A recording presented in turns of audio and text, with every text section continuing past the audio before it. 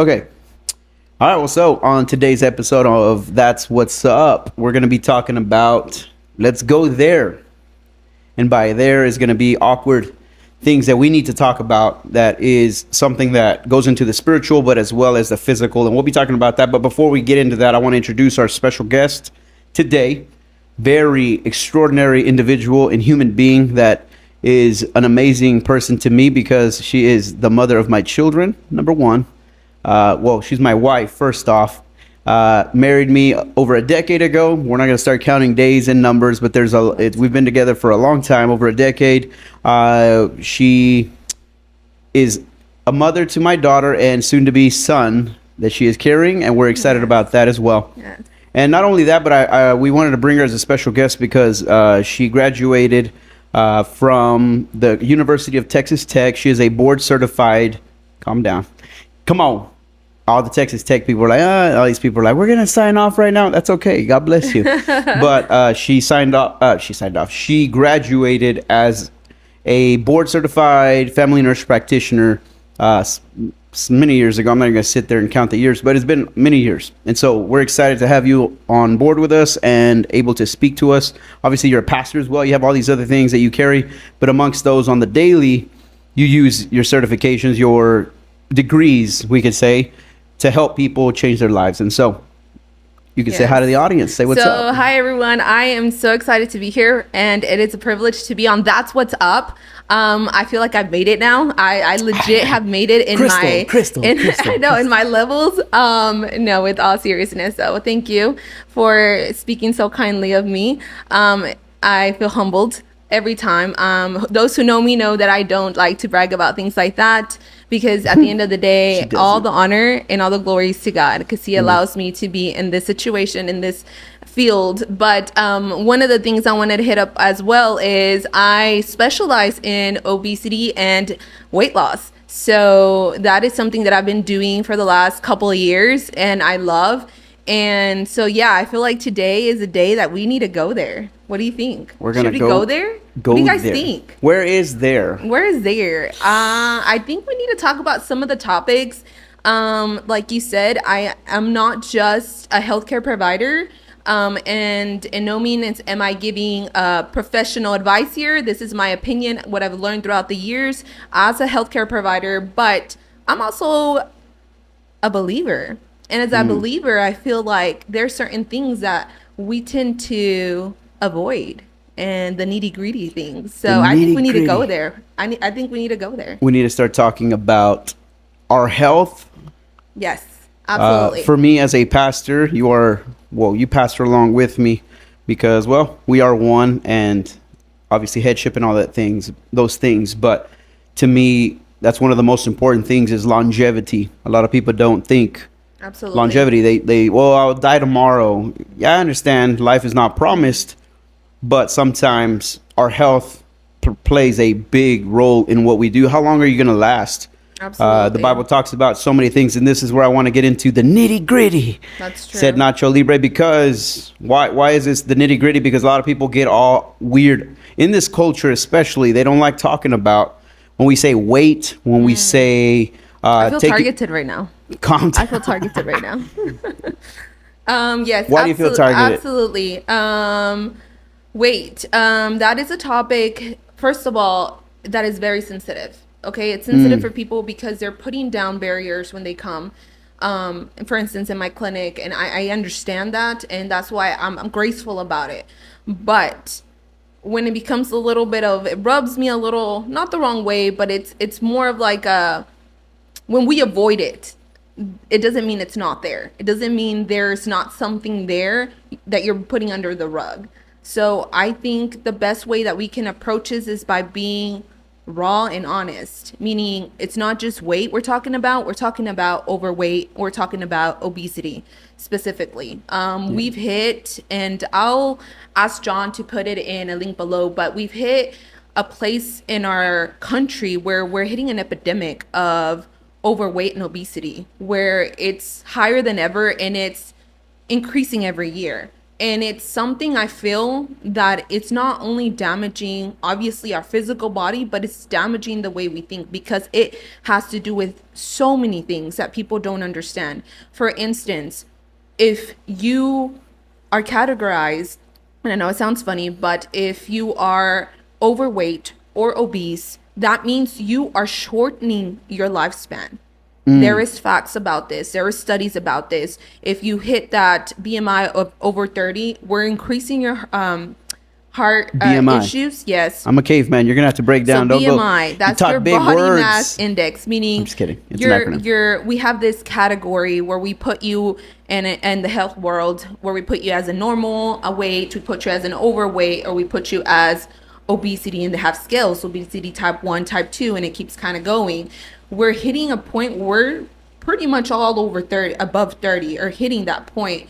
And that means that increases our chances of developing type 2 diabetes. That increases our chances of getting heart attacks, all the C words that we don't want to hear, which is cancers. And it's something that it's limiting our time. And as believers, I feel That's the key. that is the key, the limitation of time. Now, God has put us here on this earth for a amount of time that we are shortening by ourselves. He's not doing it. We're doing it to ourselves. And I believe biblically there is something to that, and that is what we would call seed time and harvest. As a man sows, that is how he shall also reap. So sometimes people are like, well, and I've known so many people, especially as Latinos, we hear this all the time. Hay una línea y nadie la pasa. There's a line and no one crosses it. True, but biblically también, if we're going to go there, Hezekiah had a line. And God right. said, hey, you're going to die. Prepare your house. You're about That's to die. right. But the Bible says Hezekiah turned his face to the wall, repented before God, and God gave him 15 extra years. Yeah. I used to work with this doctor a couple years back, and he's really into switching from conventional into integrative, and he has impacted, honestly, my knowledge of it. And I feel like super beginner, right? Because he's been doing this for years, but he talks about how much preservatives are in our food, and how that has caused so much inflammation, has caused so much brain fog, fatigue. Sometimes you wake up feeling tired. Newsflash, that's not normal. That is in no way normal. And we can't just say, oh, I had a long day. This is about healthy and getting back to a healthy life, getting back to a healthy lifestyle. And that in no way means that you have to be a size 0 to be healthy. That's not what we're talking about here. What we're talking about here is getting back to our healthy, a healthy where we feel good. We can go and play with our children outside without being out of breath, where we can climb stairs and without being out of breath. That's where I'm talking about. I'm not really talking about, because some people I already know, they're going to be like, probably turn it off, and that's okay. That's all right. But what I'm saying is that we need to reach to a level that we need to leave also the legacy behind us, which is our children, good life habits, because that's what they are. They're life habits that we're building every day when we choose to eat a certain way. So Yeah, I agree with that. I heard a video the other day, and it was perfect. They talked about how there was 2 sons. One's a millionaire and one's in prison. Okay. And they exactly the same thing. Does this mean that because you change your lifestyle, your children are going to make the right decisions? We can't control how our children are going to decide to live their life. That's true. There comes a That's day, fair. and that takes us to another thing in a minute that we'll talk about on the time that we have to influence our children before it's too late. There comes a day where your kids aren't going to want to hang out with us anymore. They get to an age where they don't want to hang out. They don't want to talk to you, and we know that. But the video said pretty much they're twins. They're identical in every way. Like they are literally identical twins, but one's a multimillionaire, and one's a prisoner. One's in prison, and they asked them, and they answered even identically. They answered, it's because of my father. And they both said, I'm like this because of my father. Wow. Both of them. One said because he used to drink. Wow. I became a multimillionaire because I saw the bad choices he made, and I decided to not be like him. And yet the identical twin, the other one said because he was an alcoholic, this is why. Yes. And he does that make sense? So Yes. one of them made horrible choices, and the other one said, Absolutely. I'm not going to be like him. The other one said, I'm not going to be like. So what I'm you're like saying him. is one So- chose to be a victim, and one chose, to it was not be a mindsets. victim. But my Yeah. thing is with lifestyle choices, When you Absolutely. teach your kid to eat horribly, and if I'm not careful and I just Yeah. put everything that I'm not supposed, Yeah. I get it. You want to splurge, but there's a Yeah. habit that we can develop where I'll Yeah. splurge every day, and I'm gonna start my diet tomorrow, and every day is tomorrow, and Every tomorrow day. never comes. Yeah. And I You know? know what I mean to say, like, hey, this is going to be easy. This is not easy No. because we are changing habits that we've been creating for so many years. Just think about your age and then just think about that way. I'm going to say I'm in my 30s. So 30 years of habits, I'm not going to Come change on. in a month, and I'm not going to change in 2 months, but I can start changing some habits. One Well, day at a yes. time. Well, one day at a time that will ripple down, and then I'll look the next 5 years, 2 years, 1 year, and be like, whoa, I'm changing. This is change. Yeah. Change is not easy, but it is necessary to grow and to get out of a certain box that we put ourselves in, or in a comfort zone. Change is absolutely necessary to be alive. Because if we don't change, just like you were talking about my pregnancy, if my baby stays in month 1, I will never see the fruit that comes from that baby because he's still at month 1. It can't happen that way. And it can't happen that way in our spiritual life. We have to constantly be searching, looking for God, and changing every day. That's why that scripture comes to mind. Every day we should renew our mind. Every day. Doesn't mean that we're not going to get bombarded with habits and those things that come back, that try to haunt us, which are lifestyle habits, maybe things from our past, from our parents, but doesn't mean that we need to stay there. It's every day we renew our mind. We try every day harder than we did. One of the things I tell some of my patients is, like, we're not trying to be better today. We're trying to be better than we were yesterday. That's all I need you to do. Can you do that? Can you do that for me? Can you beat try yourself changing one yesterday? thing than you did better? Better than yesterday. That's good. And so I think that, if anything, I hope this comes out as encouraging, guys, that, okay, we're not just bashing this. We're bringing information that we don't really talk about in the everyday, so that you now have the choice to change, to want to change. At the end of the day, that's what it's about. Like, you making that choice, because I can give you all the facts, I can give you all the studies, but if you do not want to change and even make a step to living a healthier life that will impact so many people, because your life is so important. Every person in this is important. Yeah. Can I say something to that? Yes. I don't want to interrupt you. It's just, I hear that all the time. In the spiritual world, we hear this all the time from especially preachers. Preachers will say things like, well, you know what? You're giving too much attention to the physical body. You should pay more attention to the spiritual body. Correct. I get that. That is important. Correct. You should be praying and fasting to get closer in the spiritual realm to the Lord. Correct. Right? But that's the key. It's not just the spiritual side.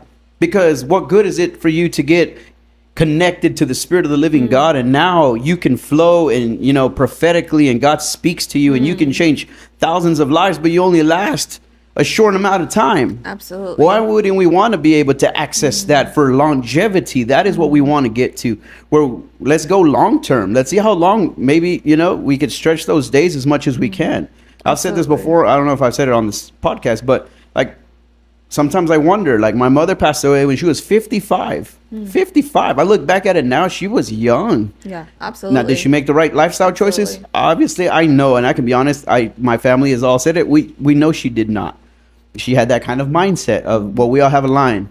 It's like, yeah, but you just got sick with diabetes and all these different things, and you shouldn't be doing that. Change your lifestyle. And my father, at an older age now, he's told me, if you don't change now, you're going to get to my age when you want to last. And now you're going to have to force your changes. He's like, because now the doctor's giving me like 1,000 pills just to be able to keep the machine running. Absolutely. And to stay alive. Absolutely. And so he's like, just change how you eat and it'll change everything. And I was like, I get it. He's like, no, I mean it. Change how you eat and you won't get to where I'm popping 1,000 pills just to That be able is to right. function. That is And right. so we need to be careful with this, because the spiritual side says, well, you're putting too much attention to the physical body, and glorify God in your body. I don't know. I'm gonna feel guilty. Derail from that word, but it is such a beautiful word that we have a covenant with God, and we should and want to, as Christians, to please Him and to In body and sustain in ourselves. It's correct, from things that are damaging, not only in the spiritual but also in our physical body. And I don't know if anybody can go to that level. of, I would say, being set apart and really, what's the word you I can don't say? be extreme either, obviously. I mean, some people are going to take that as extreme. But I think that's just the spiritual levels that everybody has. I mean, if you're not there, you're not there. But that is something to want to aspire to, if anything, to try to abstain from things that are harmful. Let's be honest, we don't want our kids drinking and smoking or doing drugs, but we're fine with giving them cheeseburgers and pizzas, 3, 4, 5 slices at the age of 5. Come on. And that's okay. Getting even them though to it's youth diabetes. clogging their arteries, even though it's causing their small organs to work at a higher function and work really hard to try to get all this preservatives and things out of their body. It's because we don't see it like that, but we're going there. That's why we have to go there as this generation, because it's important. And I love the movement that's happening as well, where people are getting fit and trying to get fit. And to me, I'm all for that, because at the end of the day, I feel like it's not only bettering their body, but it's bettering a generation behind them. Personally. Agreed. So, quick question: what are some quick steps to get to a healthier lifestyle? We're talking about habits, right? What would be a few steps that they can take? Absolutely. Obviously, besides going to get some blood work, that's probably step number 1. Go get some blood work. Go to the doctor. You don't even have to have a primary health physician if you don't have benefits, things like that. You can go. There's a lot of clinics. Go there. Yeah, there's a lot of lab clinics you can go and just literally pay a certain fee, and they get your what they call annual lab work. They're not going to read it to you. Their job is just to take out the blood and send you the report, and you have to find someone to do that for you. But nowadays, in this generation we live in, we have technology is super advanced, where there's so much people who do telemedicine now, which telemedicine means you get to visit with a provider at the comfort of your home at a certain amount of money. I mean, I don't know, That's tab. nice. That's nice. But there's no excuse now, literally. So you can do that. There's so many weight loss clinics out there. There's so many places, like if you're just like, I just don't like doctors, they just give you pills. Well, there's weight loss clinics, there's nutritional, there's health coaches, there's so much out there. It's just starting. So if you're asking me, how would I get someone to start? I say just start. Just start by going there. You have nothing to lose. Most of these places have free consultations, where you can go and just get your body composition, or kind of like a profile of how your body is, how much fat, how much water, how much muscle, and then you can go from there. I personally, in my clinic, have like a profile that I do on every patient, where I even go to talk about what's visceral fat, and if not a lot of people know what that. Yes. Okay. So what that is fat. It's called deep fat in our tissue, specifically in our organs. So around the intestines, heart, liver, that don't allow our body to function to the optimal. Yeah, my family suffers from fatty liver. So, real quick, what would be something good to fight against the fatty liver? What do I need to do? And just a lot quick. of people say it's just genetics. I honestly, I'm No, it's kind what I of put in my in the body. fence. I'm in the fence about that. There are some things that are in the genes, but doesn't mean we cannot change. That's true. By how we live But now. hence, well, I'm putting stuff in. If I know I'm Yes. susceptible to getting a fatty liver, then I shouldn't be putting the fat food that's going to make that That is liver correct. fat, right? That is correct. That's just caveman mindset. Honestly, I've seen changes personally in my clinic, such things as in intermediate fasting. Intermediate fasting, I'm not going to say there's a cure for anything, otherwise we would have hit it and then we would all be saved and pretty much healthy, right? But intermediate fasting is a good practice. It's a phenomenal practice that anybody can do, not only in your spiritual life but also in your physical life. It impacts so much. God knew why he put it in the Bible. Fasting is so important for our body. Come on. It gets rid of toxins that you don't need. And it actually kind of trains us into eating restrictive eating, which means you're not supposed to be constantly eating. It's not good for us. That's causing a constant spike of insulin in our body. It's not good. That could be, I would venture to say that could be enemy attack. That could be, sometimes you're just bored. Bad habits. Those are all habits. I'm bored. I'm going to go eat. Yeah. I'm stressed. I'm going to go eat. It's like a defense mechanism. It's a comfort. Comfort. Instead of going to confront that thing, attacking what's stressing me out, I'm gonna go eat. I'm gonna go deflect and go defensive myself and go comfort myself over here. And it's like we need to make better choices. And I've been guilty of that. That's why I'm saying it, because half of these things I've done myself. So they're practices that I've had to put into practice. There's this physician that I watch on YouTube, and I'm gonna see if I can get John to put his link on the bottom. He goes so deep into intermediate fasting, but I love what he says in regards to every component of it. The main thing is that, pretty much without him saying, it's like our ancestors, hence God's time and all that, we weren't meant to constantly be eating. We were, and he said it in a funny way. He's like, I doubt the cave people took their kill in their cave at night, because and then they would be having to fight off the hyenas and all these other things. And yet we think it's okay to eat at 10, 11 at night, and that's going to be fine for our body. A horrible idea. It's not. We were only meant, I mean, I doubt you're that great of a hunter that you can hunt every 2 hours, and make the perfect kill. And at the end of the day, it's genetics in regards to, we have let ourselves go and how we're fueling our body, what we're putting in our body, and being comfortable with that. Like, we have become comfortable with that. So quick steps: go to a lab, get some blood work, check where you're at. Again, telemed, maybe get the results of that. Check whatever all those big words are, triglycerides and hemoglobin things, all these weird big words. Go find out what that means, where you're at. Number 2, maybe take a walk even. Isn't that helpful? Those simple little things, like take a walk. You're like, well, I can't pay a gym membership. Go outside, go to a park, take a quick walk. Something, a brisk walk is already, I've heard, better for you than anything else. If you want to take care of your knees, you're like, I'm older, get on a bicycle. That's supposed to save your knees. Swimming is so good for your knees. Yeah, the gym has those older people. They have those classes, and you can make friends too. Absolutely. Honestly, the walk is a perfect way to start. One, you're out there, you're getting some fresh air, you're getting some vitamin sun, pretty much vitamin D, and it's great for your mind, your body. It literally is a game changer. It's just about starting, though. Like, I have people who start and say, hey, I did something small, but I did it. And I'm like I always tell them, I'm so proud of you. That's something good. That's a start. They'll do something like, during my lunch, I take 5 minutes. I cut my lunch short, take 5 minutes, and I sit outside. I mean, I go walk outside, just walk around my building. And I say, that's phenomenal. I'm like, that is a great start, because you add all that time up. That is a big change over time. Yeah, because I remember one time I lost 1 pound and I was so disappointed. I was like, wow, a whole week and I only lost 1 pound.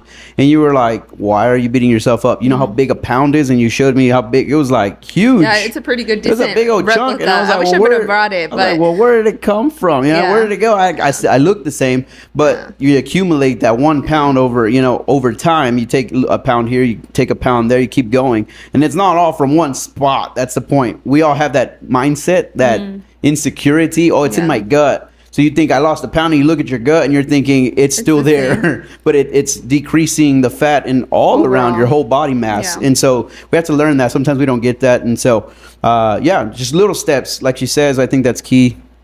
One step at a time.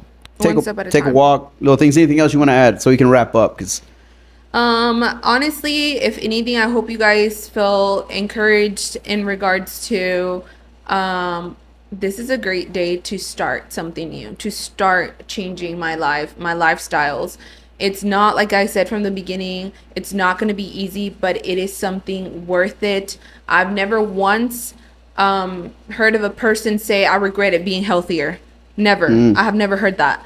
But I do have so many on the opposite sides where I hear people say things like, oh, I never had pictures with my kids when they were young.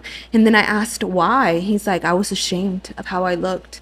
And I said, that broke me inside, because I'm like, you are allowing that to stop. You're stopping creating memories that will impact your children because the enemy is attacking you, because it's also an attack on the mind. It's not just on your body. So that's why I hope you guys feel encouraged in regards to, I can do this. I can change. You brought up this topic. Yes, it's uncomfortable. I didn't really want to hear it. But if it is uncomfortable, and be honest, it's probably because that's a flesh issue. It's your flesh trying to be like, nah, I'm good. But we should always have a humble heart and mind to want to retain the good and want to strive and thrive to be better. Yeah, and to please the Lord. Absolutely. So at the end of the day, with 1 Corinthians 6, what does it say? For we were bought with a price, so glorify God in your body. Yes. And so we want to be the Precious best. price. Yeah, if I could be the best vessel I can make this vessel, then I'm going to try. Obviously, it's going to hurt. It's physical. Yes. Obviously, my spiritual body is going to be more essential, but I don't want to neglect the physical. Why? Because I want to try my best to have that long term. I want to have that longevity. I want to see my grandchildren. I want to be able to build wealth. And I've always said this. I heard it somewhere a long time ago. Health is wealth. And so you could save all the money and make all that money working. And then one hospital visit and they'll take everything from you from a hospital visit. Or what good is it to have so much wealth and never enjoy it with the ones you love? That's because true. you can't. Because you can't. Because you physically can't. Millionaires, multi-billionaires, sick in their body, and they can't do anything about it because their body got sick. Yeah. And so absolutely look and prioritize to what you call wealth and learn that truly health is one of those things. Take care of the temple that you have. Yeah. And another thing above that is take care of your spiritual temple because at the end of the day, that one's going to go eternal.